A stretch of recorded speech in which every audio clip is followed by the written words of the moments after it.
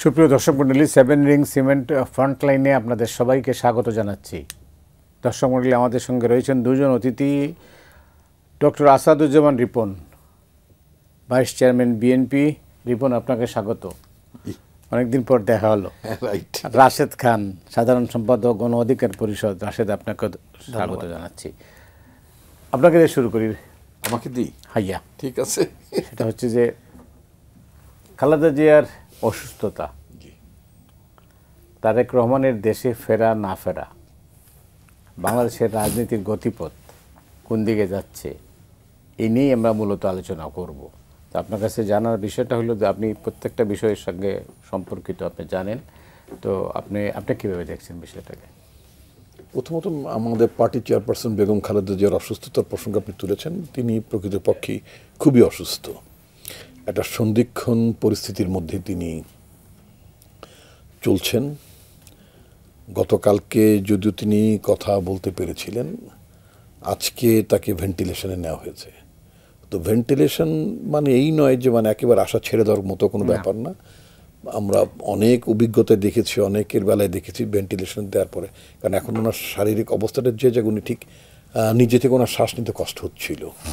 ফলে কৃত্রিমভাবে মানে আপনার মানে the support of the machine উনি শ্বাস প্রশ্বাস নেওয়ার পরে যদি ওনার ফুসফুসটা একটু সক্রিয় হয়ে যায়, তাহলে তিনি খুব স্বাভাবিক অবস্থায় চলে আসতে পারবেন। ওনাকে সবচেয়ে বেশি প্রয়োজন ছিল মানে প্রয়োজন আছে আমাদের। আজকে বিএনপি নামক সংগঠনটি বা টোটাল যে জাতীয়তাবাদী রাজনীতিটা, এটা যে একেবারে যেই পাহাড়ের যেই চোতায়ের মধ্যে অবস্থান করছে, এটার যদি আপনি মানে পুনর্নির্মাণকারী যদি বলেন, প্রেসিডেন্ট জিয়াউর রহমান দলটি প্রতিষ্ঠা করেছেন বটে, তিনি আমাদের জাতিসত্তার পরিচয় উন্মেষ, তিনি আমাদের সেই গতিমুখী নিয়েও গিয়েছেন। কিন্তু এই পার্টিটাকে রিবিল্ড করা, এই সত্যটাকে ক্রাশ করে দেওয়ার জন্য নানা চেষ্টাই করেছিল। এই পার্টিটাকে রিবিল্ড করে একটা জনগণের পার্টিতে পরিণত করা এবং জনগণ তার প্রতি নানা সংকটে তার প্রতি আস্থা রাখার যে জায়গাটিতে নিয়ে একটা অনন্য মাত্রায় তিনি বিএনপিকে নিয়ে গিয়েছিলেন। এবং সেই চূড়ায় এখন আমরা যারা অবস্থান করি, মানে দলের নেতৃত্বে আমরা যারা অবস্থান করি, এটা টোটাল কন্ট্রিবিউশনটাই তো ওনার। আজকে ওনার কারণেই কিন্তু বিএনপি এত বড় একটা মহিরুহ সংগঠন, ওনার কারণেই বিএনপি বাংলাদেশের জনগণের একটা আকাঙ্ক্ষার প্রতিষ্ঠানে পরিণত হয়েছে। এটা অ্যাবসলিউটলি যদি বলেন একক কন্ট্রিবিউশন শুধুই তার। সুতরাং তার এই যে মানে তিনি যে হাসপাতালে শুয়ে আছেন, সেখানে কিন্তু আমরা অনুভব করছি যে আমাদের বেগম খালেদা জিয়া আছেন, আমাদের দেশনেত্রী আছেন, আমাদের পাশে আছেন, আমাদের সোর্স অফ ইন্সপিরেশন হিসেবে তিনি আছেন। এই যে সাহসটা, একটা অদম্য সাহস মানে তিনি আমাদের জীবনে সঞ্চারিত করেছেন। আমি তো একেবারেই আমার মানে ম্যাডামের রাজনীতিতে একেবারেই মানে প্রথম পা রাখাটা তখন তো আমাদের ছাত্র জীবনে আমরা তো সেইভাবে মানে ম্যাডামকে দেখেছি, এবং উনিও আমাদেরকে, আমরা যে মাঝখানে এতগুলো বয়স যে আমাদের হয়ে গিয়েছে, উনি কিন্তু কখনো মনে করতেন উনি আমাদের, আপনার কি বয়স হয়েছে বলে, উনি আমাদেরকে এই ছেলেরা বলতেন, মানে অ্যাজ ইফ যেন আমরা সেই 80s-এর 80-র দশকের ছেলেরাই আছে, এই ছেলেরা চুপ, এই ছেলেরা বেশি বোঝো, এরকমই বলতেন। ওনার কাছে আমরা কখনই বড় হইনি, সত্যি কথা, তোমাদের সময় আছে। ওই মাঝখানে যে আমাদের জীবনের অনেকগুলো দশক পার হয়ে গেল, সেটা উনি কখনই আমাদের বুঝতে দিন, অথবা উনি কখনো বুঝতে চেষ্টা করেননি। জি, এই পার্টির পরে আমরা তারেক রহমানের একটা স্ট্যাটাস, যেটা নিয়ে রাজনীতি এটা তুলপার হচ্ছে, জি নানা অঙ্ক মেলানো হচ্ছে। আসলে তিনি কি বলতে চেয়েছেন বা কি অবস্থা? বিষয়টা হচ্ছে কি, দেখেন, মানে অনেকে অনেক কথা বলছেন। যেমন আমি যদি বলি, জামাতের নেতারা ইনিয়ে বিনিয়ে তার ব্রিটিশ সিটিজেনশিপের মানে কথা বলেছেন, যে ব্রিটিশ সিটিজেনশিপ আছে বলে তিনি সেটাকে ফরগো করতে পারছেন না। এটা ওনাদের এই অবজারভেশনটা জানা এবং বুঝো দুটোই ভুল। ওনারা জানেন না এবং বোঝেন না। তো কি কেন, আমি একজন ব্রিটিশ চিকিৎসক নারীর স্বামী, আমি একজন ব্রিটিশ চিকিৎসক নারীর স্বামী হিসেবে আমি ব্রিটিশ নিয়মকানুন, পাসপোর্ট নেয়া, পাসপোর্ট ছেড়ে দাও, সব বিষয়গুলো আমার, বাংলাদেশের রাজনীতিতে অনেকে আছেন না, আছেন। এটা হচ্ছে জাস্ট আপনি 180 ডেজের মধ্যে আপনি যদি বলেন যে আমি তোমার নাগরিকত্ব রাখতে চাচ্ছি না, একটা আবেদন করে রাখে অনেকে, কিন্তু সাথে সাথে কিন্তু কার্যকর না। Very interesting. যদি কোনো কারণে আমি দেখেছি, আমি নাম বলতে চাই না, অনেকে যারা নির্বাচনে কামিয়াবি অর্জন করেন নাই অথবা নির্বাচনে অংশ নেবেন বলে ইনিশিয়ালি তারা বলেছেন যে I am not interested to continue your citizenship, তখন এই চিঠিটা দিলেন। তারপর যখন কোনো কারণে তিনি মনোনয়ন পাননি অথবা কোনো কারণে তিনি নির্বাচনে পরাজিত হয়েছেন, তখন দেখা গেলো যে তখন আবার একটা কথা লেখে, আই চেঞ্জ মাই মাইন্ড। তার মানে পাসপোর্ট তো তার বাতিল হয় না, 6 মাসের মধ্যে পাসপোর্ট বাতিল হয় না। সুতরাং যেই সমস্ত আমাদের রাজনৈতিক প্রতিপক্ষরা তারা তাকে তারেক রহমানকে মেলাইন করার জন্য যেটা বলতে চান যে উনি ব্রিটিশ নাগরিকত্ব নিয়েছেন, সেটা ছাড়তে পারছেন না, সেটা মায়া ত্যাগ করতে পারছেন না বলে তিনি মানে দেশে আসছেন না, ইটস নট ফেয়ার। এটা একেবারেই ঠিক না। মানে এটা ব্রিটিশ আইন নয়। তাহলে কেন আসছেন না? আমি যেটা মনে করি মানে মতি ভাই, এটা উনি নিজেও কিন্তু উল্লেখ করেছেন, যদি আপনি খেয়াল করে থাকবেন, সেটা হচ্ছে যে ওনার যেটা নিরাপত্তা সংকটের ব্যাপার আছে মতি ভাই। আমরা যখন খুব স্বাভাবিক পর্যায়ে থেকে অর্থাৎ আমাদের যে স্তর, তখন আমাদের স্তরে আমাদের কিছু লোকজন অনেক সময় বলতো, শেখ হাসিনা আমলে বলতো, বা একটু সাবধানে থাকবেন, বা বাসায় থাকবেন না, বা একটু নিরাপদে থাকবেন, কিন্তু আমাদের কাছে বলতো। আচ্ছা, আপনি যখন লেখালেখি করতেন তখন আপনাকেও বলতো একটু কম করে বলবেন, ঝামেলা আছে ইত্যাদি বলতো। তো দেশ স্বার্থ হয়েছে আপনার। তো ওনার কাছে ইনফরমেশনটা তো আমার আপনার চেয়ে অনেক বেশি। যিনি যত বড় নেতা হন, যত উঁচু স্তরে বসেন, তখন তার কাছে ইনফরমেশন হাইওয়েটাও তত মানে দ্রুত যায়। আমার বোঝা মতে, it's my understanding, I did not have any conversation with him regarding this issue. এই ইস্যু নিয়ে আমার সাথে ওনার কথা হয়নি। আমি যতদূর বুঝতে পেরেছি বিভিন্ন প্রাসঙ্গিক অর্থে, তারপর ওনার স্টেটমেন্ট, সেটা হচ্ছে যে অস্ট্রেলিয়ার পার্লামেন্ট একজন মেম্বার, আপনি বেশি দিন না, বলতে সপ্তাহ তিনেক আগে তিনি অস্ট্রেলিয়ান পার্লামেন্টে ইস্যুটা রেইজ করেছেন। মানে ওই অস্ট্রেলিয়ান পার্লামেন্টের বক্তব্যটি এরকমই ছিল যে বাংলাদেশ এখন একটা ডেমোক্রেটিক ট্রানজিশনের দিকে এগুচ্ছে। এই ট্রানজিশনটা তখনই সফল হবে যখন এখানে একটা পলিটিক্যাল লিডারশিপ টেক ওভার করবে এবং একটা রিয়েলি একটা ইলেকটেড গভর্নমেন্ট ফাংশন করতে যাবে।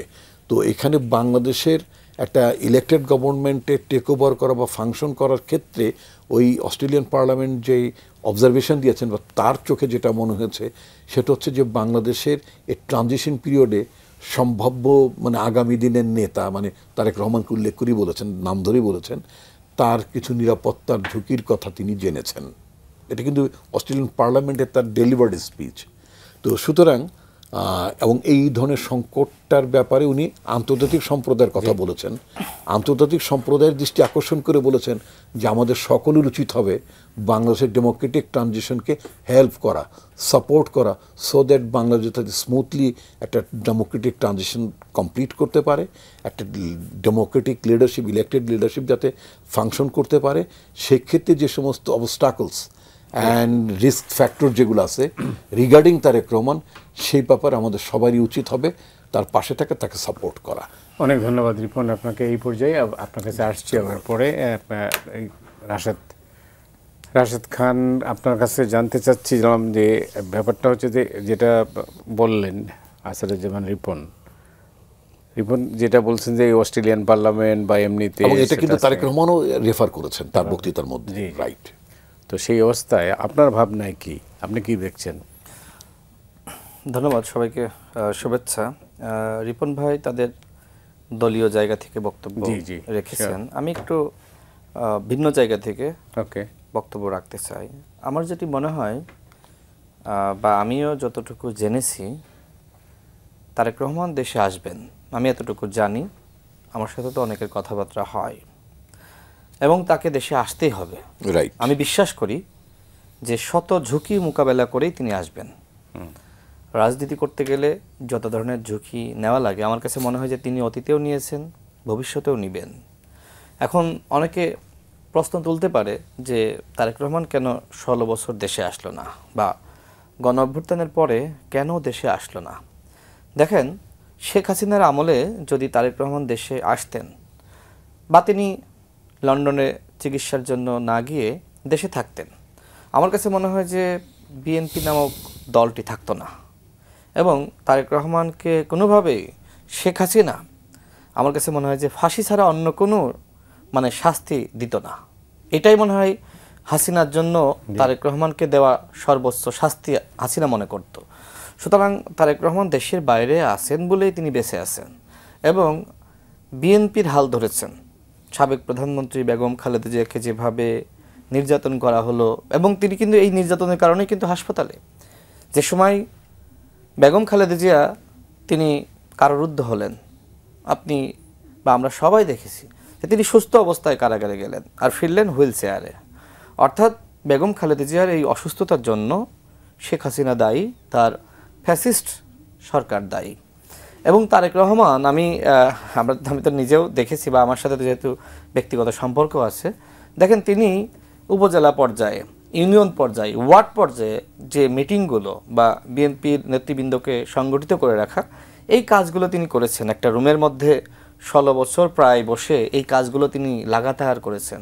অর্থাৎ বিএনপি যে আজকে বড় দল হিসেবে বাংলাদেশে টিকে আছে, এর জন্য তারেক রহমানের অবদান ব্যাপক। যদিও প্রশ্ন অনেকে তুলছে যে তিনি কেন দেশে আসছেন না। দেখেন, তারেক রহমান কখন দেশে আসবেন সেটা তো আমার থেকে তারেক রহমানই ভালো বুঝবেন, বিএনপি ভালো বুঝবেন। এখন তার কি সিকিউরিটি রিস্ক আছে সেটা তো আমি আপনি বলতে পারবো না। তবে আমার বিশ্বাস যে তফসিল ঘোষণার সাথে সাথে বা তফসিল ঘোষণার খুব কাছাকাছি সময়ে তিনি হয়তো আসবেন, হয়তো এই 16ই ডিসেম্বরের আগে আসতে পারেন, বাট তাকে আসতেই হবে। আমি বিশ্বাস করি বাংলাদেশে তারেক রহমান নির্বাচনের আগে অবশ্যই আসবে, এবং নির্বাচনের আগে তিনি আসলে একটি নবজাগরণ সৃষ্টি হবে, কারণ তার প্রতি মানুষের আগ্রহ আছে। মানে আপনারা যে সময় তরুণ তারেক রহমানকে দেখেছেন আর এখনকার পরিপক্ক তারেক রহমান, আমি নিজে যখন তার সাথে বৈঠক করেছি আমার কাছে মনে হয়েছে মানে সে বাংলাদেশের রাষ্ট্র পরিচালনার জন্য যে ধরনের যোগ্যতা অর্জন করা দরকার তিনি সে ধরনের যোগ্যতা অর্জন করেছেন। যদিও অতীতে আমরা দেখেছি অনেকে প্রশ্ন তুলেছে যে তারেক রহমান লন্ডনে বসে কেন পিএইচডি করে না, কেন এই করে না সেই করে না, বাট আমার কাছে মনে হয় যে তিনি যে অভিজ্ঞতা এবং পড়াশোনা অর্জন করেছেন সেটা বাংলাদেশের রাষ্ট্রনায়ক হওয়ার জন্য পারফেক্ট। কারণ ব্যক্তিগত পর্যায়ে যখন তার সাথে আমার আলাপচারিতা হয়েছে, যখন স্কাইপে মিটিং হয়েছে, আমার কাছে তাকে একজন রাষ্ট্রনায়ক হিসেবে পারফেক্ট ম্যানই মনে হয়েছে। আমি আরেকটি বিষয় বলি যেটা জামাত সমালোচনা করছে। জামাতের একজন নেতা সম্ভবত বলেছেও যে তারেক রহমানের যদি দেশের প্রতি ভালোবাসা থাকতো তাহলে তিনি চলে আসতেন। আবার জামাতের একজন আইনজীবী লিখলেন, আমি যদি তারেক রহমান হতাম তাহলে আমার মায়ের অসুস্থতা আমি সাথে সাথেই দেশে আসতাম। আমি তার উদ্দেশ্যে বলতে চাই যে আপনি কখনোই তারেক রহমান হতে পারবেন না। এর কারণটা কি? কারণ আপনি সেই খুনি আবরারদের আইনজীবী হয়েছিলেন, মানে দুঃখিত, মানে আমাদের আবরারকে যে হত্যা করা হলো সেই মানে খুনি ছাত্রলীগের নেতাদের আইনজীবী হয়েছিলেন।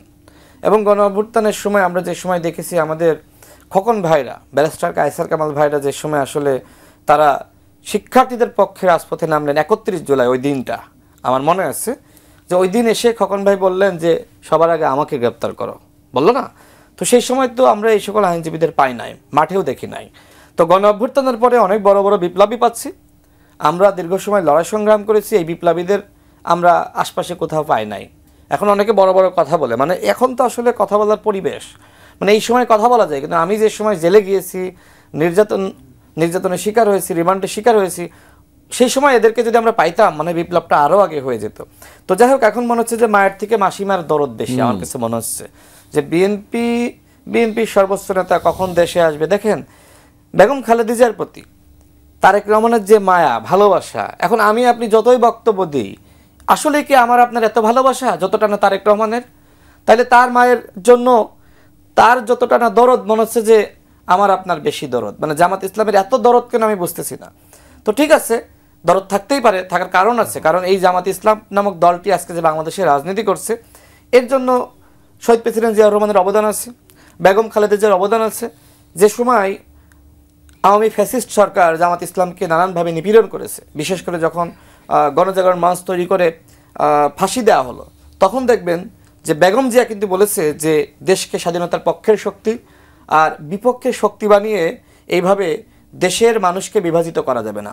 এমন কি বলেছে যে মুজাহিদ, সাইদি ওরা কোনো অপরাধ করে নাই, বলে নাই রিপন ভাই? এই কথাগুলো বলেছেন। অর্থাৎ বাংলাদেশে যে জামাত রাজনৈতিকভাবে প্রাসঙ্গিক, মানে স্বাধীনতার বিরুদ্ধে শক্তি হিসেবে তো জামাত বাংলাদেশে রাজনীতি করার সুযোগ থাকার কথা ছিল না, কিন্তু তারপরেও মানবিক জায়গা থেকে বা তাদেরকে ক্ষমা করে দিয়ে যে রাজনীতির সুযোগটা দেওয়া হয়েছে, তার জন্য কিন্তু শহীদ প্রেসিডেন্ট জিয়াউর রহমান বড় ভূমিকা রেখেছেন। পরবর্তীতে একটি নিবন্ধিত দল হিসেবে বাংলাদেশে রাজনীতি করা, ক্ষমতায় যাওয়া, মন্ত্রিত্ব নেওয়া, সেই সুযোগটা আবার বেগম খালেদা জিয়া করে দিয়েছেন। আমি একটা কথা প্রায়ই বলি যে বেগম খালেদা জিয়াকে যে জেলে নেওয়া হলো, তাকে যে এইভাবে অমানবিক অত্যাচার করা হলো, এটার পিছনে আসলে কারণটা কি? দেখেন, ভারত কিন্তু সবথেকে অপছন্দ করে কোন দলটিকে? জামাত ইসলামকে। এখন আমি যতটুকু জানি বা বুঝি বা তথ্য আছে সেটা হলো যে বেগম খালেদা জিয়ার উপর ভারত ক্ষুব্ধ হওয়ার মূল কারণটা হলো যে জামাতের পক্ষে কেন বিএনপি অবস্থান দিল, বেগম খালেদা জিয়া কেন জামাতের পক্ষে বক্তব্য দিল, বা যাদের বিচার করছিল সে বিষয়ে কেন তিনি এইভাবে কথা বললেন। এই ক্ষুব্ধতার জায়গা থেকে মূলত তাকে ভারতের নির্দেশনায় শেখ হাসিনা জেলে নিয়েছিল। তার মানে কি, আজকে জামাতের জন্য এত কিছু বেগম খালেদা জিয়া করলেন, আজকে তারপরেও এই অবস্থায় তিনি তারপরেও তারেক রহমানকে নিয়ে, তার পুত্রকে নিয়ে জামাত ইসলাম যেভাবে সমালোচনা করছে, এটা গ্রহণযোগ্য না। আমি মনে করি এই ধরনের সমালোচনা রাজনৈতিকভাবে অত্যন্ত ঘৃণ্য। আজকে আসিফ নজরুল স্যার একটি কথা বলেছেন যে তারেক রহমানের দেশে ফেরা নিয়ে সমালোচনা করা এটা আসলে অত্যন্ত বিব্রতকর। আমিও একই ভাষায় বলতে চাই যে তারেক রহমান অবশ্যই দেশে ফিরবেন, দেশে না ফেরার তো কোনো কারণ নাই, তার জীবনের ঝুঁকি থাকলেও তিনি ফিরবেন, কিন্তু একটা ব্যবস্থা করে, একটা বন্দোবস্ত করে, সব কিছু রেডি করে তারপরেও তো ফিরবেন। আমরা অপেক্ষা করি, আমরা দেখি। আপনারা একদিকে বলছেন যে আমরা সবাই মিলেমিশে রাজনীতি করব, আমরা একতা চাই, আমরা সবার ভিতরে ভালোবাসা চাই, তো এটা তো ভালোবাসা না। একদিকে বেগম খালেদা জিয়া তিনি হাসপাতালের বিছানায় কাতরাচ্ছেন, যেটা রিপন ভাই বললেন, তাই না? তিনি অত্যন্ত অসুস্থ। অন্যদিকে আপনাদের মানসিকতা অসুস্থ না হলে এইভাবে জনাব তারেক রহমানকে নিয়ে সমালোচনা করতেন না। তার মানে কি, আপনারা একজন মানুষ যিনি আপনাদের সাবেক বা বর্তমান যেটি বলেন না কেন, আপনাদের নেত্রী আপনারা বলেন, তো সে অসুস্থ থাকা অবস্থায় তার সুযোগ্য সন্তানকে নিয়ে সমালোচনা করা, এটা রাজনৈতিকভাবে ফায়দা লোটার শামিল। এই রাজনীতি বন্ধ করা উচিত। সমালোচনা অন্য সময় করেন, বেগম জিয়া সুস্থ হোক তখন আপনি সমালোচনা করতে পারেন, কিন্তু এই অবস্থায় তিনি হাসপাতালে, আমি মনে করি যে এই মুহূর্তে তারেক রহমানকে নিয়ে বা তার দেশে ফেরা নিয়ে সমালোচনা করা আর বেগম জিয়াকে নিয়ে সমালোচনা করা আমি মনে করি একই রকম। অনেক ধন্যবাদ রিপন। এটা কি বাংলাদেশি রাজনীতির অন্যতম বৈশিষ্ট্য? এটা ঠিক বৈশিষ্ট্য তো বটেই, মানে খুব আনফর্চুনেট যেটা একটা আমাদের রাজনীতি নিয়ে যে আমাদের পরবর্তী জেনারেশন, এই যে রাজনীতিতে মানে আপনার শিক্ষিত জনরা আসে না, আগের মতো বিশ্ববিদ্যালয়ের ছাত্রছাত্রীরা সম্পৃক্ত হয় না, এটা অন্যতম কারণ কিন্তু এই ধরনের আপনার প্রেক্ষিতহীন কাদা ছোড়াছুড়ি, মানে প্রতিপক্ষকে, এটা তো এক ধরনের অসুস্থ রাজনীতি, একেবারেই অসুস্থ রাজনীতি। খুব মানে আপনি তো সবসময় শালীন মানুষ, খুব শালীনভাবে বলেছেন, একেবারে কুরুচিকর, এটা কোনো রুচির পর্যায়ে পড়ে না। একটা মানুষকে তো বুঝতে হবে, রাশেদ যেটা বলেছেন, আমাদের মতো আরেকজন আলোচক মানে তার একটা ফেসবুক কমেন্টও তিনি লিখেছেন যে ইনফ্যাক্ট এটা হচ্ছে মায়ের চেয়ে মাসির দরদ বেশি। পৃথিবীতে কোন, সেটা আপনি মানে জাত ধর্ম নির্বিশেষে, পৃথিবীর কোন সন্তানটি মায়ের এই ধরনের পরিস্থিতিতে মায়ের কাছে আসতে চায় না, মায়ের কপালে হাত রাখতে চায় না? নিশ্চিত একটা লিমিটেশন আছে, নিশ্চয়ই একটা সীমাবদ্ধতা আছে। একটি কথা আমি আপনাকে বলে রাখি ভালো আপনার দর্শকদের উদ্দেশ্যে, সেটা হচ্ছে যখন আমি পার্টির স্পোক্স পারসন হিসেবে দায়িত্ব পালন করছিলাম, literally she made me spokes person of the party, not in charge of the office or like that, it was literally spokes person of the party. আপনি জানেন আমি একটানা প্রায় 16 মাসের মতো আমি পারফর্ম করেছিলাম। তো সেখানে যখন মাঝে মধ্যে আমি কখনো কখনো বলতাম যে ম্যাডাম ভাইয়া চলে আসুক না, আমরা দেখব, তখন উনি কিন্তু আমাকে ঠিক একটু রাগতভাবে বলতেন যে ডোন্ট এনকারেজ হিম, তুমি জানো না আসলে কি হবে, কি করবে হাসিনা। আমি সেটা বললাম, খবরদার ওকে কিন্তু মানে আসার ব্যাপারে তোমরা এই ধরনের কথা বলবে না, আমি জানি ও কখন আসতে হবে, ওখানে ও নিরাপদ থাকুক।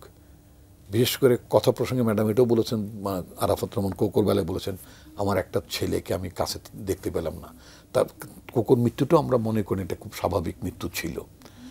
তো তারেক রহমানকে নানাভাবে ম্যাডাম চেয়েছেন, তার একমাত্র পুত্রকে চেয়েছেন সে নিরাপদে থাকুক, কোনো আপদ বিপদ যাতে কোনো রকম শত্রু কোনো ষড়যন্ত্র তার উপরে এক্সিকিউট হোক এটা উনি চাইতেন না।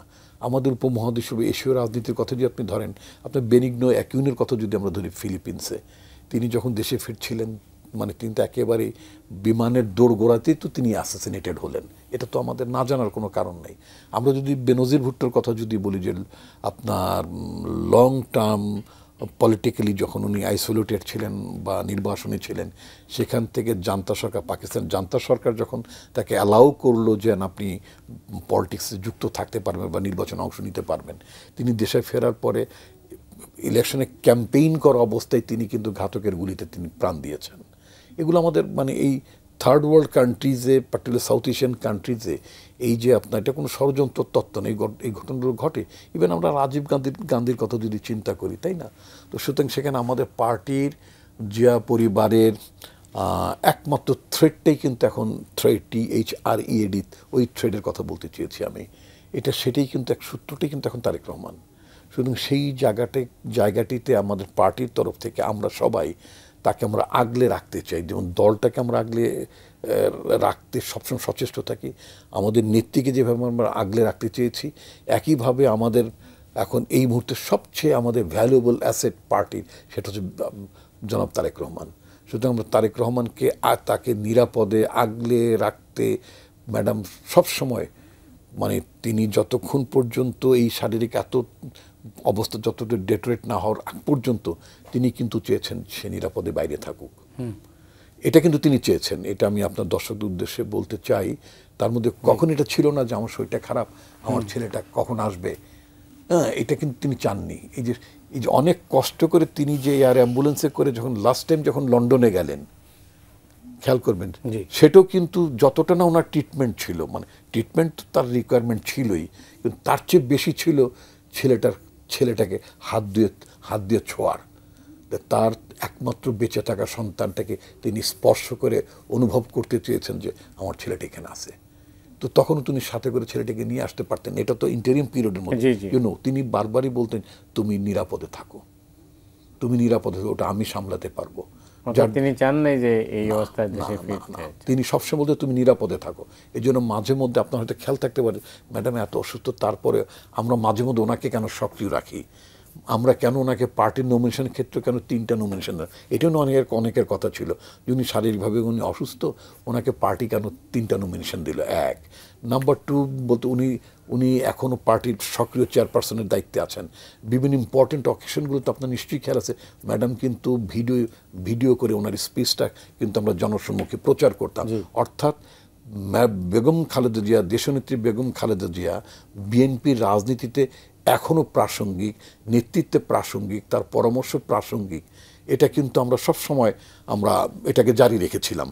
আর ম্যাডামের তরফ থেকে সবসময় চেয়েছেন, তো আমি তো এটা সামলাতে পারছি।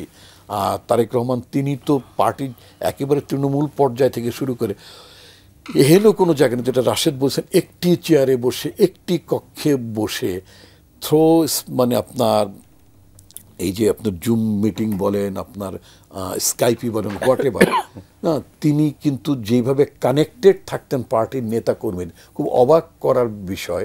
যেমন আমরা যখন স্কাইপিতে আমরা অনেক বড় সড়ো মিটিংয়ের মধ্যে বসেছি, লাইক বিভাগীয় পর্যায়ের মিটিংগুলোতে বসেছি, অনেক দূরে একটি ছেলে তো মানে কথা বলতে চেয়েছেন, বাট মানে উনি বুঝতে পারছেন যে হি ওয়ান্টস টু স্পিক, তখন উনি তার নাম ধরে বলতেন, তার একেবারে ডাক নাম ধরে বলতেন, তোমাকে আমি পরে কথা বলতে দেব, নট নাও, আমি অন্যদের কথা শুনবো।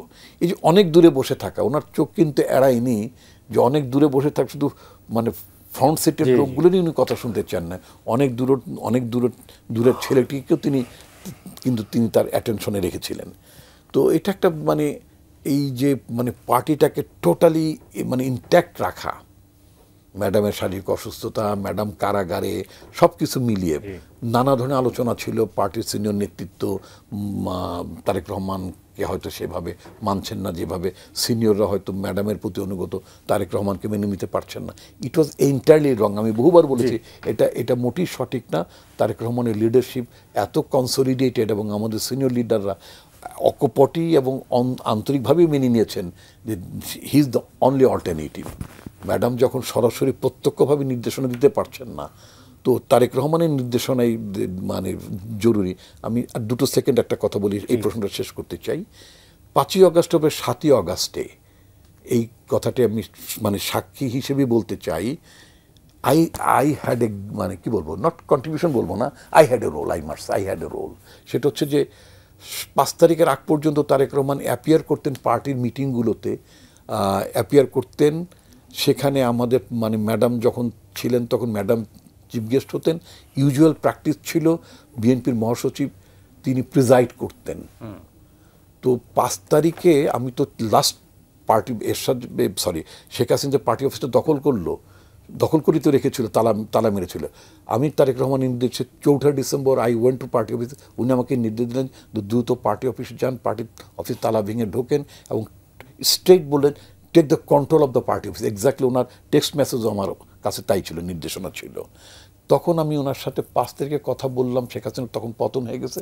তখন ইট ওয়াজ মাই প্রপোজাল, আমি বললাম যে 7 তারিখে আমাদের ইমিডিয়েট একটা জনসভা করতে হবে। কারণ বিপ্লবের পরে যেমন ভূমিকম্পের পরে যেমন আফটার শক হয়, বিপ্লব অভ্যুত্থানের পরে কিন্তু আবার প্রতিক্রিয়াশীল আবার পাল্টা অভ্যুত্থান করার চেষ্টা করে।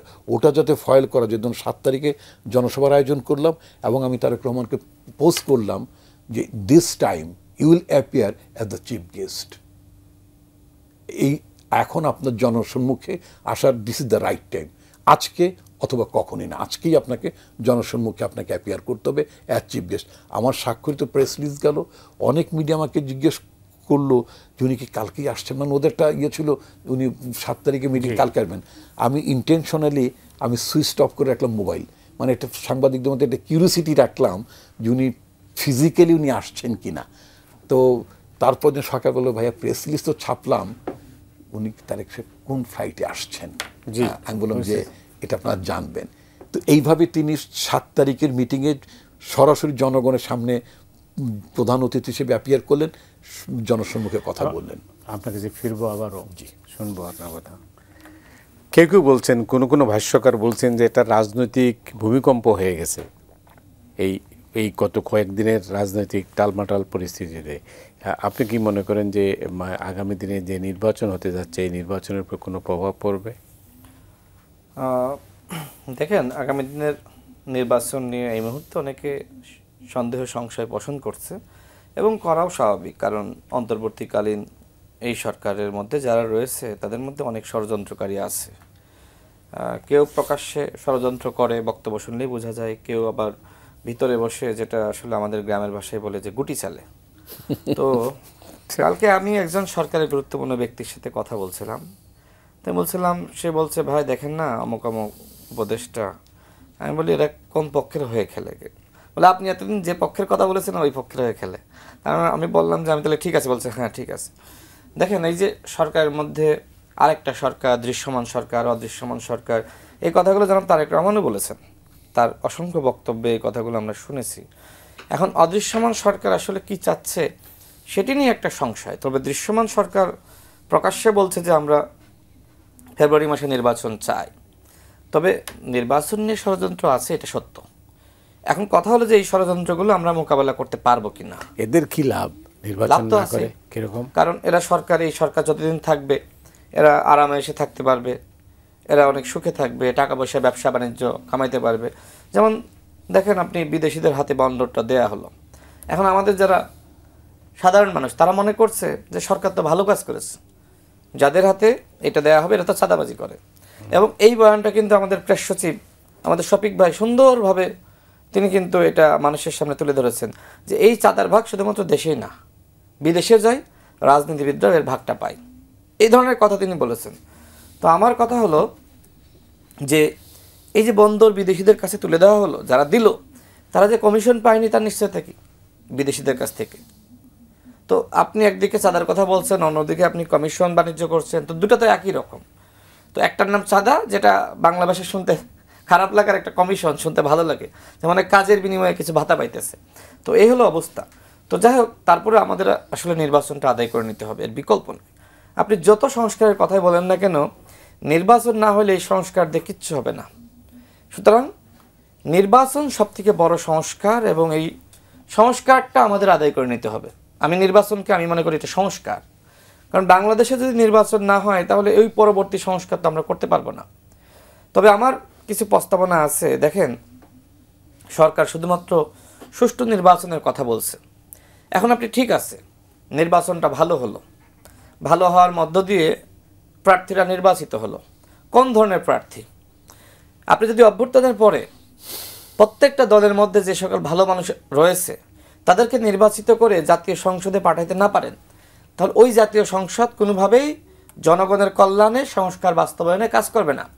এই জন্য আমি প্রায়ই বলি যে দেখেন, দেশ পরিচালনা করার জন্য যেমনিভাবে ভালো সরকারি রাজনৈতিক দল দরকার, মানে সরকারি দল দরকার, ঠিক একইভাবে বিরোধী দল হইতে হবে ভালো বিরোধী দল। এটা আবার জাতীয় পার্টির মতো না, অর্থাৎ ভালো মানুষগুলো যখন যাবে সংসদে।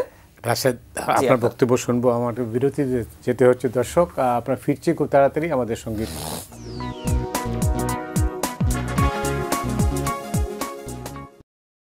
সুপ্রিয় দর্শক মণ্ডলী, আমরা দেখছেন 7 রিং সিমেন্ট ফ্রন্টলাইন। আমাদের সঙ্গে রয়েছেন ডক্টর আসাদুজ্জামান রিপন এবং রাশেদ খান। রাশেদ খান, আপনাকেও আবারও স্বাগত জানাচ্ছি। আপনার একটা অসমাপ্ত বক্তব্য আমরা আবার শুনতে চাই। আমি যেটি বলছিলাম, দেখেন, ভালো অপোজিশন মানে জাতীয় পার্টি না, অর্থাৎ এই নির্বাচনের মধ্য দিয়ে যারা ভালো প্রার্থী রয়েছে তাদেরকে জাতীয় সংসদে আনার ব্যবস্থা করা। এখন আমরা আওয়ামী লীগের সময় দেখেছি যে শুধুমাত্র ব্যবসায়ীদেরকেই তাদের আধিপত্য দেওয়া হয়েছে।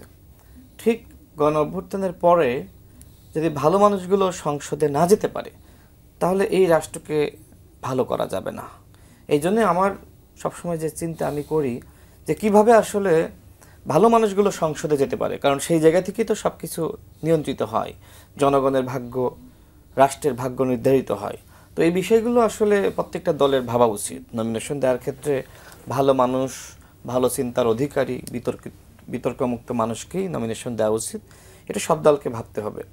তো যাই হোক, আমি পূর্বে যে কথা বলছিলাম, দেখেন, বাংলাদেশ কিন্তু সংকটের মধ্যে আছে এবং বাংলাদেশকে নিয়ে যে আসলে গভীর চক্রান্ত, এটা শুধুমাত্র যে পতিত স্বৈরাচার, এটা আমি মনে করি না। আমাদের প্রতিবেশী রাষ্ট্র ভারতের একটি বড় ধরনের ইন্টারেস্ট বাংলাদেশকে নিয়ে আছে।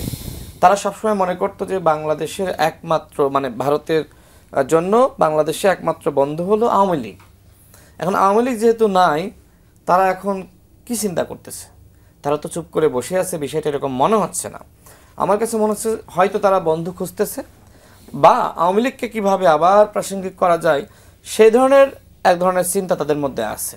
আর এই যে আমাদের মধ্যে বিভাজন, এই বিভাজনের পিছনে ভারতের হাত থাকতে পারে। আমার কাছে কেন মনে হচ্ছে, এর কারণটা হলো যে এই যে আমরা সবাই গণ অভ্যুত্থানের শক্তি, হ্যাঁ, আমরা হয়তো মতপার্থক্য ছিল, ভিন্ন দল আমরা করি, সেটা ভিন্ন কথা, কিন্তু আমরা কিন্তু 16টা বছর এক ছিলাম, সবাই একসাথে লড়াই করেছি, কেউ কাউকে আমরা ওইভাবে আসলে অপবাদ দিই নাই। কিন্তু গণ অভ্যুত্থানের পরে যেখানে আমাদের রাজনীতির সংস্কৃতির পরিবর্তন হওয়া দরকার ছিল, সেখানে আমরা লক্ষ্য করলাম যে অপরাজনীতি শুরু হয়েছে, দোষারোপের রাজনীতি, অপবাদের রাজনীতি, মিথ্যাচারের রাজনীতি শুরু হয়েছে। তো গণ অভ্যুত্থানের পরে শুধুমাত্র ক্ষমতায় যাওয়ার জন্য যদি আমরা এই ধরনের আচরণ করি, সেটা দুঃখজনক। আরেকটি বিষয়ে বলি, দেখেন, বাংলাদেশে আরেকটি প্র্যাকটিস শুরু হয়েছে। দেখেন, ভারতে বিজেপি যে স্টাইলে রাজনীতি করে, সাম্প্রদায়িক রাজনীতি, ধর্মকে কেন্দ্র করে, তো আমার কাছে মনে হয় যে বাংলাদেশে ওই ধরনের মোদির রাজনীতি প্র্যাকটিস করার কেউ চিন্তা চেতনা করছে। আমি নাম বলবো না, কিন্তু আমার কাছে মনে হচ্ছে এই ধরনের চিন্তা চেতনা আছে। কিন্তু বাংলাদেশের জনগণ, আমার ধর্মের প্রতি আস্থা বিশ্বাস আছে, সবার আগে আমার ধর্ম। কিন্তু কথা হলো যে আমি আমার ধর্মকে ব্যবহার করে, আমি ইসলামকে সামনে এনে এমন রাজনীতি করতে পারি না যেটা আসলে ইসলামকে এক ধরনের দুর্বল হিসেবে মানুষের কাছে উত্থাপন করে। যেমন দেখেন, কোথাও কোথাও বলা হচ্ছে যে তুমি যদি আমাদেরকে ভোট দাও তাহলে তোমাকে জান্নাতের পথ দেখানো হবে। এ ধরনের কথাবার্তা বলা হচ্ছে, যেটা তারা নিজেরাই বলছে যে আমরা জান্নাতের টিকিট দিচ্ছি না, বরং জান্নাতের পথ দেখাচ্ছি। তো ভালো কথা, জান্নাতের পথ কি এইটা যে ইসলামকে সামনে রেখে বলা যে রোজা এবং পূজা মুদ্রার এপিট ওপিট? ঠিক আছে, যারা হিন্দু তারা পূজা করবে, কোনো সমস্যা নাই, তাদের ধর্মীয় স্বাধীনতা আমাদের সংবিধান দিয়েছে। আবার আমরা যারা মুসলমান, আমরা রোজা করব, এই ধর্মীয় স্বাধীনতা ইসলাম দিয়েছে, সংবিধান দিয়েছে। কিন্তু আমি তো বলতে পারি না যে এই রোজা এবং পূজা এক, এই কথা তো আমি বলতে পারি না। তার মানে যে যার ধর্ম স্বাধীনভাবে পালন করবে, এইটাই কিন্তু অসাম্প্রদায়িক রাজনীতি এবং এইটা হলো সাংবিধানিক স্বীকৃতি। আরেকটি বিষয় দেখেন, তারা একদিকে তারা পোস্টারগুলো লাগিয়েছে যে আমরা ক্ষমতায় আসলে আমরা কিন্তু কোরআন এবং সুন্নাহর আলোকে আমরা রাষ্ট্র পরিচালনা করব। আবার তাদের একজন নেতা বলে যে আমরা কোথায় বলেছি যে আমরা শরিয়া ভিত্তিক আইন করব? বিবিসি সাক্ষাৎকারে কিন্তু তাহের ভাই এই কথা বলেছে। আবার তাদের আমির মিরপুরে যে পোস্টারগুলো লাগিয়েছে, আপনি দেখে আসবেন, এই কথাগুলো লেখা আমি নিজে চোখে দেখেছি। আবার ডাকসুতে আপনি একদিকে বলছেন যে ডাকসুতে ছাত্র শিবিরের নামে কোনো প্যানেল দেয়নি, কিন্তু আপনি সারা দেশে আবার প্রচার করতেছেন যে ক্যাম্পাসগুলোতে ইসলামের জয় হয়েছে, ইসলামী আন্দোলনের যিনি আমির রয়েছে, আমি নিজে তার বক্তব্য শুনেছি, কিন্তু ছাত্র শিবির নিজেও দাবি করতেছে না, কিন্তু তাদের জামাত ইসলাম কিন্তু দাবি করতেছে, ক্যাম্পেইন করতেছে। আবার দেখে ঠিক আছে, ছাত্র শিবির প্যানেল দিল, আমি ধরে নিলাম ছাত্র শিবির একটি ইসলামিক সংগঠন, তাই না? তো ইসলাম কি বলে নারীদের বিষয়ে আমরা তো জানি, তাই না? তো সেক্ষেত্রে ছাত্র শিবিরের গঠনতন্ত্র কী আছে আমরা সেটাও জানি, জামাতের গঠনতন্ত্র কী আছে আমরা সেটাও জানি। সেই জায়গায় দেখবেন যে তারা একজন নন হিজাবি শিক্ষার্থীকে, নারী শিক্ষার্থীকে মাঝখানে বসাইলো এবং তারা কিন্তু ভিপি এবং জিএস ক্যান্ডিডেট দুই পাশে বসলো। তো এইটা তো আসলে ছাত্র শিবিরের ক্যারেক্টার না। তার মানে এই যে মানুষকে কনফিউশন করা হচ্ছে যে একদিকে ইসলাম, অন্যদিকে মধ্যপন্থীর রাজনীতি, তো আপনি একসাথে দুইটা রাজনীতি করতে পারেন না। বিএনপি বা আমরা যারা আছি আমরা মধ্যপন্থার রাজনীতি করছি, আমরা ওই আলোকে বক্তব্য দিচ্ছি।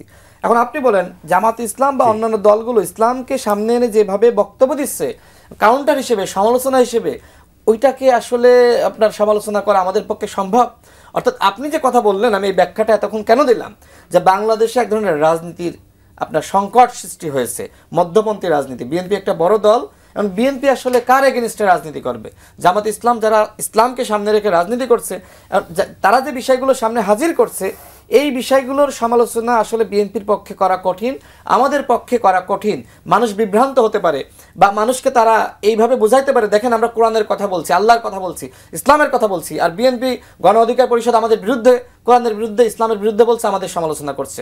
মানে খুবই সংকট সৃষ্টি হয়েছে রাজনীতির মধ্যে, আমার কাছে মনে হচ্ছে। অনেক ধন্যবাদ রিপন। রাশেদ যেটা বলছিলেন যে রাজনৈতিক সংস্কৃতির পরিবর্তন হবে, তার বিশ্বাস ছিল, তার আশা ছিল 5ই আগস্টের পর, কিন্তু সেটা হলো না কেন? মোদি ভাই, এটা নিয়ে আমার একটা নিজের একটা দুঃখবোধ ভীষণ কাজ করে। যেমন মুক্তিযুদ্ধের সময় আমি মানে একেবারে স্কুলের ছাত্র, এটা তো ফলে যেহেতু পরিবার রাজনীতির পরিবার, মুক্তিযুদ্ধের পরে তো একটা দেশ নিয়ে প্রত্যেকের একটা স্বপ্ন থাকে, একটা বালকের মতো স্বপ্ন থাকে, যুবকের মতো স্বপ্ন থাকে। আর আপনারা তো সক্রিয় মুক্তিযোদ্ধাই, আপনাদের একরকম মানে স্বপ্ন ছিল। তো স্বাধীনতার পরে সেই বাংলাদেশ তো আমরা পাইনি। পরবর্তীতে রাজনীতির জড়িয়ে পড়াশোনা করে মনে হলো যে না, এটা আমাদের মুক্তিযুদ্ধের স্বপ্ন ছিল না। চেতনা তো পরের কথা, স্বপ্নই এই যেটা হচ্ছে এটা মুক্তিযুদ্ধের স্বপ্নের সাথে একেবারেই বৈপরীত্য। তারপরে 75 সালে 7ই নভেম্বরে যে একটা মানে সিপাহী জনতা অভ্যুত্থান হলো, আবার বাংলাদেশের গতিমুখ বদলে গেল। মানে অর্থাৎ একদলীয় শাসন ব্যবস্থার অবসান ঘটলো, একটা গণতান্ত্রিক অভিযাত্রার দিকে দেশ গেল, নির্বাচনের দিকে গেল, বা বহুদলীয় নির্বাচনী ব্যবস্থা, রাজনৈতিক ব্যবস্থা প্রতিষ্ঠা ইত্যাদি ইত্যাদি। সেটাও কি আমরা অনেক দিন ধরে রাখতে পেরেছি না? আবার দেখবেন যে 82 সালে 24শে মার্চে আবার এটা সামরিক শাসনের নিগড়ের মধ্যে পড়ে আমাদের অর্জনগুলো আবার বিসর্জনের দিকে চলে গেল। তারপর একটা 90-এর গণ অভ্যুত্থান, সেখানে তো অনেক মানুষের প্রাণ, 9 বছর তো কম যায়নি, কম জেল জুলুম ত্যাগ। এটা তো আমাদের সময়, আমি গর্বের সঙ্গে বলি দ্যাট 9 ইয়ার্স আমাদের টাইম ছিল, দ্যাট ওয়াজ আওয়ার টাইম, আমাদের সময় ছিল সেটা। তো সেটার পরেও যে বাংলাদেশটা আমরা নির্মাণ করতে চেয়েছিলাম, সেই বাংলাদেশ আমরা যেতে পারিনি। এই যে অপরাজনীতি বলেন, রাজনীতি নামে যে আপনার মানে অসহিষ্ণুতা, সোজা কথা রাজনীতির সংস্কৃতির মধ্যে দেশটাকে আমরা ঢুকাতে পারলাম না, বেশি দিন আমরা টিকতে পারলাম না। কি আপনি নেতৃত্বকে দায়ী করবেন? না, এটা অনেকগুলো ফ্যাক্টর আছে, অনেকগুলো ফ্যাক্টর। সেটা হচ্ছে যে আমাদের মধ্যে যারা আমরা যারা রাজনীতি করি, দেশের মানুষ যারা আমরা এমনি একটু খুব আবেগপ্রবণ আমরা। তবে এইবার একটা স্লোগান আমার কাছে ভীষণ ভালো লেগেছিল। আমার কাছে মনে হচ্ছিল যে একটা মানুষের মধ্যে একটা বড় মাপের সচেতন এসেছে, সেটা হচ্ছে দেশটা কারোর বাপের না। এই যে দেশটা কারোর বাপের না, এটা যে রিয়ালাইজেশন, এটা কিন্তু 80s আমাদের সময়কার ছেলে মেয়েরা এই স্লোগানটা তোলেনি, সত্যি কথা। কিন্তু এটা 2024-এ ঠিক 30 বছর 35 বছর পরে এসে, 3 দশক পরে সে স্লোগানটা উঠল। এটা একটা বড় ধরনের মাইল ফলকের জায়গায় ছুঁয়েছে। রিপন ভাই, আমি 10 সেকেন্ড একটু অ্যাড করতে চাচ্ছি, মানে আপনার এই কথা শুনে। আমি কিন্তু 18 সালে জেলে গিয়েছিলাম কোটা সংস্কার আন্দোলনের নেতৃত্ব দিতে গিয়ে। আমি যে কারণে আসলে জেলে গিয়েছিলাম, আমার বক্তব্য ছিল এটা কি কারোর বাপের রাষ্ট্র, এবং এই কারণে আমাকে আসলে শেখ হাসিনাকে কটূক্তি করার মামলা দেওয়া হয়েছিল। তো 18 সালে কিন্তু আমরা একই কথা বলেছি। Thank you. মানে আমি স্পিরিটটার কথা বলছি, যে এই যে বোধোদয়টা, আমি বলতে চাই একজন কামারের ছেলে, একটা কুমোরের ছেলে, একটা সাধারণ মানুষের ছেলে যেদিন অনুভব করতে পারবে, অথবা কামার কুমোর একটা সাধারণ মানুষ, একটা শ্রমজীবী মানুষ যখন চিন্তা করতে পারবে যে প্রজ্ঞা বিদ্যা দিয়ে আমার ছেলেটি অনেক বড় জায়গায় গিয়েছে, আমার ছেলেটি এই দেশের প্রেসিডেন্ট হতে পারে, আমার ছেলেটি এই দেশের প্রধানমন্ত্রী হতে পারে, এই যে বোধটা সৃষ্টি হওয়া, আমি নিজের দেশে ভাবতে পারি না আফ্রিকা থেকে আসা, মানে আফ্রিকা মহাদেশ থেকে আসা বারাক ওবামা কালো মানুষটি যখন মানে বাপ পরিত্যক্ত, মা আগলে রাখতে পারেনি, যেহেতু তার অন্য সংসারে বিয়ে হয়েছে বাপ পরিত্যাগ করার কারণে, নানির কাছে বড় হওয়া শিশুটি তার ভীষণ একটা অদম্য ছিল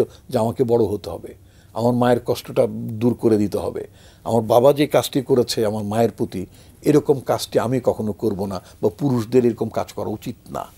এই ফিলিংসে বারাক ওবামা, আমাদের তো মানুষ ছোটের জন্য আমাদের নামের আগে ড ব্যাক কত কিছু লাগাই, বারাক ওবামা যে একটা অত বড় পণ্ডিত মানুষ, ইউনিভার্সিটি অফ ইয়েলের মতো ইয়েল ইউনিভার্সিটি থেকে পিএইচডি করা, আমরা কি ডক্টর বারাক ওবামা লিখি না?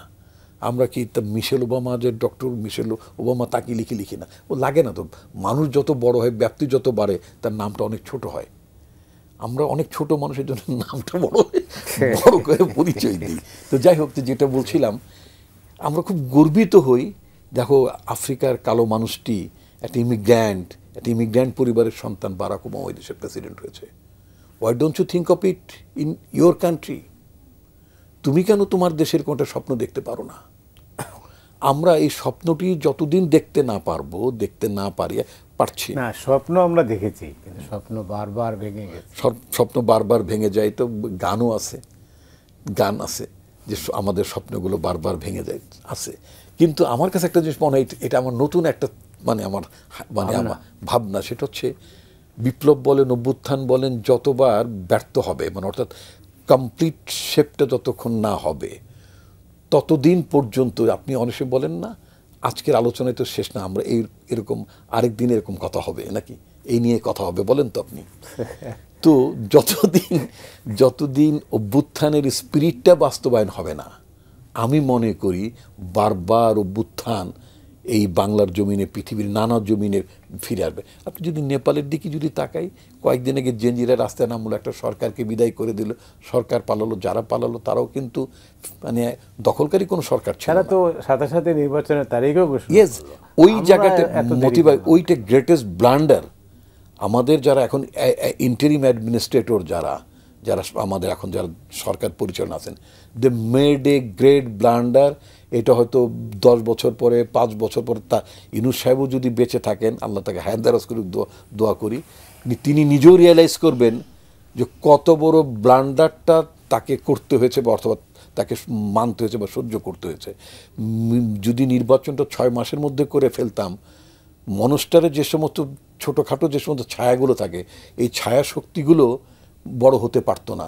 নির্বাচনটা 6 মাস, ম্যাক্সিমাম 6 মান্থসের মধ্যেই নির্বাচন করাটা জরুরি ছিল। যখন আমরা নির্বাচনের কথা তুললাম, ওই যে 7ই অগাস্টে মিটিংয়ের কথা বললাম, অনেকে আমাকে সমালোচনা করেছে, হ্যাঁ আপনি এক তড়িঘড়ি করে তারেক রহমানকে বক্তৃতা করালেন, নির্বাচন চেয়ে বসলেন। That was the remedy. সারা পৃথিবীতে যেখানে অভ্যুত্থান সূচিত হয়েছে, অভ্যুত্থানের পরবর্তীতে এটি নির্বাচিত সরকারি ক্ষমতায় আসে, এটি হচ্ছে সারা পৃথিবীর নিদর্শন। অনেক ধন্যবাদ আপনাকে। আমরা শেষ পর্যায়ে রাশেদ, আর কত বিপ্লব হবে, আর কত অভ্যুত্থান হবে? মানুষ তো এখন আসলে ক্লান্ত। দেখেন, মূল সমস্যা যেটি রিপন ভাই বললেন, যে আমাদের দেশের যারা রাজনীতি করে তারা আসলে কল্পনা করতে পারে না যে আমি এই দেশের প্রধানমন্ত্রী হব, এবং সেই সংস্কৃতি আসলে নাই আমাদের দেশের। যে রাজনীতি যেভাবে দাঁড়িয়েছে, এই সংস্কৃতি থেকে আসলে বের হয়ে আসা খুবই কঠিন। আমরা যতই ভালো কথা বলি না কেন, আমরা আবার প্রত্যেকেই যখন সুযোগ পাই তখন দুর্নীতি করি, অন্যায় করি, অপরাধ করি। তো এইটা আসলে প্রবলেম। তো এই প্রবলেমগুলো কিভাবে সমাধান করা যায়, সেজন্য আসলে আমাদের চিন্তা করতে হবে। রিপন ভাই যে ধরনের চিন্তা করেছেন, আমিও একই চিন্তা করি। আমরা তো আসলে কোনো রাজনৈতিক পরিবার থেকে আসি নাই। আমরা ঢাকা বিশ্ববিদ্যালয়ে পড়াশোনা করেছি। যখন আসলে ছাত্রলীগের নোংরা রাজনীতি দেখলাম, আমি যখন কলেজে পড়ি, তখন আমার কাছে মনে হয়েছিল, যেভাবে আসলে বইতে লেখা হয়েছে শেখ মুজিব সম্পর্কে, ছাত্রলীগের অর্জন সম্পর্কে, তো ভাবতাম যেহেতু ঢাকা বিশ্ববিদ্যালয়ে চান্স পেয়েছি, তো ক্যাম্পাসে গিয়ে ছাত্রলীগের এই রাজনীতি করব। ক্যাম্পাসে এসে দেখলাম যে আসলে বইতে যা পড়লাম, প্রকৃতপক্ষে ছাত্রলীগের রাজনীতি, আওয়ামী লীগের রাজনীতি অত্যন্ত কলুষিত এবং খারাপ।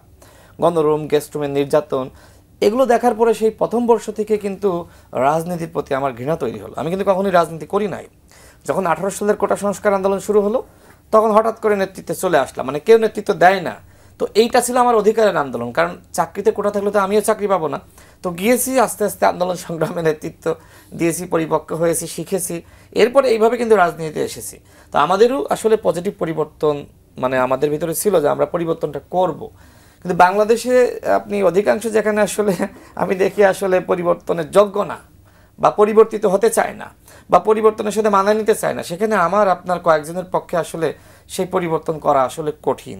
তবে আমি এতটুকু বলতে চাই যে বাংলাদেশে যে রাজনৈতিক দলগুলো আছে, বিশেষ করে আপনার বিএনপি যদি এইবার ক্ষমতায় আসার পরে তারা পরিবর্তনের সাথে তাল মিলায় এবং সংস্কারের দিকে মনোযোগ দেয়, তাহলে বাংলাদেশের অনেকটা ইতিবাচক পরিবর্তন হবে। এবং আমার কাছে মনে হয় যে যদিও জামাত ইসলাম মাঝে মধ্যে সমালোচনা করে যে দুর্নীতিতে কয়েকবার চ্যাম্পিয়ন হয়েছে বিএনপি, কিন্তু মাথায় রাখতে হবে যখন বিএনপি চ্যাম্পিয়ন হয়েছে, যদিও ভিন্ন ব্যাখ্যা আছে আমি দিব সেটা, তখন কিন্তু আপনি ওই সরকারে ছিলেন, তারপরে চ্যাম্পিয়ন কিন্তু জামাত ইসলামও হয়েছে দুর্নীতিতে, রিপন ভাই ঠিক কিনা, একই সময়ে। তবে এইটা মাথায় রাখতে হবে যে তারা যে ব্যাখ্যাটি দেয় না সেটা হচ্ছে, আমি ওইটাই বলবো না আমি একটু বলি, এখন একটা এসি চলছে এই রুমটায়, এটা যদি বন্ধ হয়ে যায় এটার রেশ কিন্তু বেশ কিছুক্ষণ থাকবে। আওয়ামী লীগের 96 টু 2001 সালের গভর্নমেন্ট যে দুর্নীতি করেছে, তাদের ক্ষমতার মানে মেয়াদটা শেষ হওয়ার পরও সেটা রেশ তো আরো কয়েক বছর থাকবে। আমি কিন্তু আপনার এটি তো বৈজ্ঞানিক ব্যাখ্যা নাকি?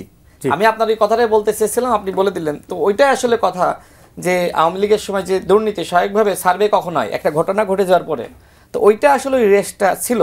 তবে বিএনপি আবার ওই সময় বেশ জটিলতা ফেস করেছে, যে কারণে অপারেশন ক্লিন হার্ট এটাও কিন্তু হয়েছে। তবে ওই সময়কার বিএনপি, আমার যে পড়াশোনা বা জানাশোনা বা ছোটোবেলায় যেটা দেখেছি, ওই সময়কার বিএনপি আর বর্তমানের বিএনপির ভিতরে আমি নিজে অনেক পরিবর্তন দেখছি। তো বড় দল হিসেবে বিএনপি যদি ক্ষমতায় গিয়ে আসলেই পরিবর্তনটা করে, আমার বিশ্বাস আস্থার জায়গাটা রয়েছে।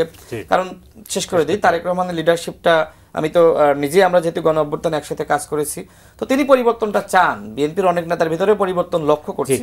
সব মিলে বড় দল হিসেবে তারা পরিবর্তন করলে দেশের অনেক পরিবর্তন হবে বলে আমি মনে করি, আর আমরাও পরিবর্তনের জন্য চেষ্টা করছি। তার সাথে অনেক অনেক ধন্যবাদ। ধন্যবাদ রিপন, আপনাকে আবারও দেখা হবে ইনশাল্লাহ। দর্শক মণ্ডলী, আজ এ পর্যন্তই। আপনারা সবাই ভালো থাকুন।